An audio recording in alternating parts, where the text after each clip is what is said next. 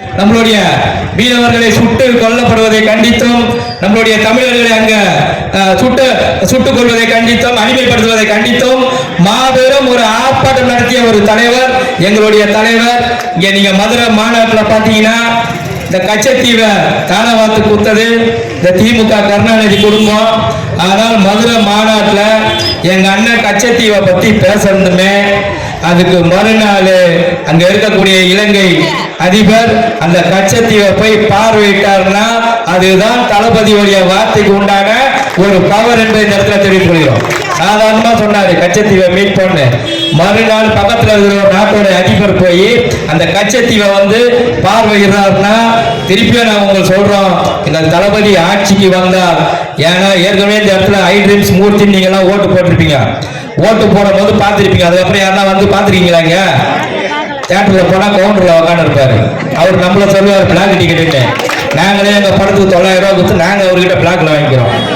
உண்மையா தெரியல சார், நாங்க வாங்கிருக்கோம் 900 ரூபாய் கொடுத்து அவர் பிளாக்ல டிக்கெட் வைப்பாரு. அவர் சொல்லுவாரு எங்களை பிளாக் டிக்கெட்.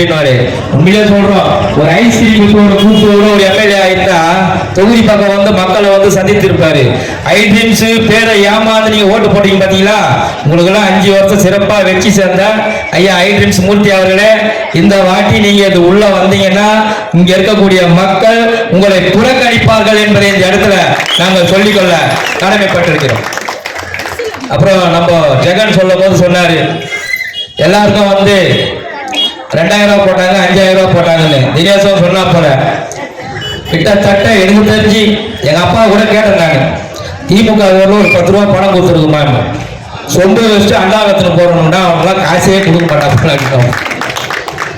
நானும் பார்த்தேன், பொங்கலுக்கு 3000 ரூபாய் எதுக்கு கொடுக்குறாங்க, ரைட்டு.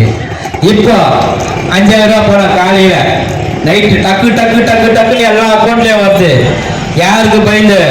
எடப்பாடிக்கு பயந்து இல்ல, எங்க அண்ணன் வருங்கால முதலமைச்சர் விஜய் அவர்களுக்கு பயந்து அந்த பணத்தை போட்டாங்க. சரி 3 மாசம் பணம் போட்டாங்க, ஓகே. அதனால 2000 ரூபான்னு பார்த்தா கோடைக்கால சிறப்பு சலுகை சரவணா ஸ்டோருக்கு டப்பு கொடுத்துக்கிறாங்க நம்ம முதலமைச்சர் அவர்கள். அவங்க தான் விளம்பரம் போடுறாங்க, எங்களிடம் வாங்கும் தங்கம் வெள்ளிக்கு கோடைக்கால சிறப்பு சலுகையாக 2000 ரூபாய் தள்ளுபடி தருவாங்க. அந்த மாதிரி சரவணா ஸ்டோருக்கு தப்பு கொடுத்துருக்கிறாரு. அதனால சொல்ற மக்களே, திமுக 1000 ரூபாய் கொடுக்குதுன்னா உங்கள்கிட்ட இருந்து 5000 ரூபாய் திருட போறான்னு அர்த்தம். கரெக்டா? திமுக 1000 ரூபாய் உங்களுக்கு பணம் கொடுக்குதுன்னா, ஏன்னா அவங்க கொடுத்த வாக்குறுதிலாம் அந்த மாதிரி ஒருத்தர் சேப்பாக்கத்துல செங்கலுக்கு போய் ஜெயிச்சாரு. இப்ப அந்த செங்கலுக்கு அவர் அடிக்கிறதுக்கு அந்த சேப்பாக்க தொகுதி மக்கள் தேடிடுகிறாங்க. யாரு? நம்ம ஐயா உதயநிதி. அவர் சொல்றாரு, கொள்கை இல்லாத கூட்டம் ஏதோ கூச்சலிட்டு கொண்டு இருக்கிறதா. நாங்கள் கொள்கை இல்லாத கூட்டம் தான், ஆனால் உங்களை மாதிரி கொள்ளையடிக்க வந்த கூட்டம் கிடையாது எங்க கூட்டம். இதே மீட்டிங்க திமுக போட சொல்லுங்க, 200 ரூபாய் பணம் கொடுக்கணும், ஆம்பளையா இருந்தா ஒரு மோட்டர் வாங்கி கொடுக்கணும், லேடிஸா இருந்தா ஒரு டெம்போ டிராவல் வைக்கணும், வீட்டில் இருக்கிற தூங்குற ஆயாவெல்லாம் கடத்தின்னு வரணுமா, இதெல்லாம் பண்ணி தான் கூட்டம் நடத்துவாங்க. ஆனா எங்க தலைவர் மதுரையில விக்கிரவாண்டியில ஒரு மாநாடு அறிவிச்சாரு, 10 ரூபாய் பணம் கொடுக்கல, கோழி பிரியாணி கொடுக்கல, கிட்டத்தட்ட 18 லட்சம் பேர் ஆதரவு தெரிவித்தாங்கன்னா அதெல்லாம் எங்க தலைவர். அந்த போட்ல எல்லாம் பார்ப்பேன் நிறைய இடத்துல நம்மளுடைய எம்ஜிஆர் அவர்களுடைய கொடியெல்லாம் பார்ப்போம், எம்ஜிஆர் பணம் எல்லாம் போட்டிருக்கோம். ஏன் சொல்றேன்னா, இங்க ஒரு தப்பான ஒரு நெகட்டிவ் எங்க கட்சி மேல சுமத்தினாங்க. உங்க கட்சியில பணம் இருக்கிறவங்க தான் பொறுப்பு போடுறாங்க, பெரிய பெரிய பணக்காரங்க தான் பொறுப்பு போடுறாங்கன்னு. உண்மையிலே சொல்றேன், நான் ஒரு ஆட்டோ டிரைவர், பெரிய ஆள்லாம் கிடையாது, சாதாரண ஆட்டோ டிரைவர். நான் கிட்டத்தட்ட தளபதிக்கு ஒரு 28 ஆண்டுகளாக அவரோட இந்த பணம் வரும்போது ரசிகர் மன்றம், நற்பணி இயக்கமா சின்ன சின்ன விஷயம்லாம் செஞ்சுட்டு இருப்பேன். கட்சி ஆரம்பிச்சதுமே நான் ஆட்டோ ஓட்டிட்டு போயிட்டு இருக்கும் போது இந்த பீச் அண்ணா சாலை நினைக்கிறேன், என்னுடைய பொதுச் செயலாளர் ஆனந்தன் எனக்கு போன் பண்றாரு, எங்கடா இருக்கிறேன், நான் சவாரியில போறேன். சரி நான் அப்புறம் பேசுறேன். இல்ல நான் சொன்னேன், நீ 3 மணிக்கு மத்தியானம் பனையோட ஆபீஸுக்கு வாங்க. உள்ள போய் பார்த்தா என் தெய்வம் அந்த இடத்துல நிற்கிது, என் தளபதி. இதே மாதிரி ஒரு A4 சீட்டை கொடுத்து, நீ தான் வடசென்னை மாவட்டத்துடைய கிழக்கு மாவட்ட துணை செயலாளர், போய் தளபதி கோசம் வேலையை செய் போன்னு சொன்ன ஒரு தலைவர் எங்களுடைய தளபதி அவர். என் கட்சியில இருக்கிறவங்க யாரும் பெரிய பெரிய பணக்காரலாம் கிடையாது, எல்லாம் கூலி வேலை செய்யறவங்க. இதே இடத்துல கூட நாங்க எத்தனையோ நற்பணி விழா நடத்திருக்கோம். இந்த ஜெகன் கூட இந்த பக்கத்துல குடிசை பத்திக்கும் போது அந்த இடத்துல கிட்டத்தட்ட எத்தனையோ பேருக்கு போய் ஓடி ஓடி உதவி செய்தவர் இங்க இருக்கக்கூடிய மாவட்ட இணை செயலாளர் திரு ஜெகன் அவர்கள்.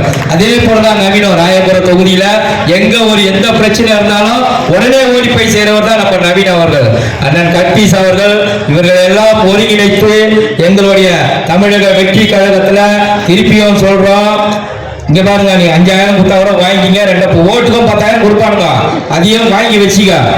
நம்ம ஓட்டு போடும் போது என்ன பண்ணா அந்த விசில் சின்னத்தை பார்த்துக்கோ. ஏன்னா இப்ப எல்லா இடத்துலயும் தடை போடுறானுங்க. சேப்பாக்கம் ஸ்டேடியத்துல கிரிக்கெட் ஸ்டேடியத்துல விசில் எடுத்து தடான்றானுங்க. காலைல குப்பை வர்றாக்கா எப்பவுமே விசில் வந்தா நாங்கள் குப்பை எடுத்துன்னு வந்து போடுவோம். இப்போ என்ன சொல்றாங்கன்னா நீங்க விசில்லாம் அடிக்க கூடாது. சரி, நான் கேட்கறேன், உங்க வீட்டுல போனா குக்கர்ல விசில் இருக்கும்ல, குக்கர்ல வந்து விசில் இல்லாம சோறு செய்தா பொடாடி தொடப்போட்டில் அடிக்க அடிக்கிறான். ஆக மொத்தம் அந்த விசில் சின்னன்றது வந்து எங்களுடைய தமிழக வெற்றி கழக தலைவருக்கு கிடைத்த ஒரு மிகப்பெரிய வரப்பிரசாதம். இதை எல்லா இடத்துலயும் கொண்டு போய் நம்மளுடைய மக்கள் வந்து சேர்த்துட்டாங்க.